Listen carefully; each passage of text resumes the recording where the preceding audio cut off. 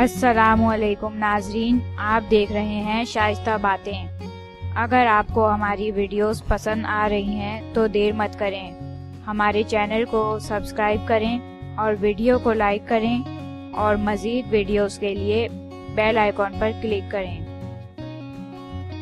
भूरे तिलों का खात्मा। तिलों के खात्मे के लिए चेहरे को रोज़ाना खट्टी लस्सी से धोएं। इससे भूरे रंग के तिल हल्के हो जाते हैं। या फिर खालिस ग्लिसरीन में अर्के गुलाब मिलाकर चेहरे पर आहिस्ता आहिस्ता मलें।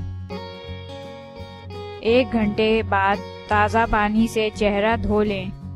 इससे भी भूरे तिल खत्म करने में मदद मिलती है। नाज़रीन, हमारी वीडियो देखने का शुक्रिया। अगर आपको वीडियो पसंद आई तो वीडियो को लाइक करें और चैनल को सब्सक्राइब करें। और अगर आप चाहते हैं कि आपको हमारी हर वीडियो की नोटिफिकेशन सबसे पहले मिले तो बेल आइकॉन पर क्लिक कर दें।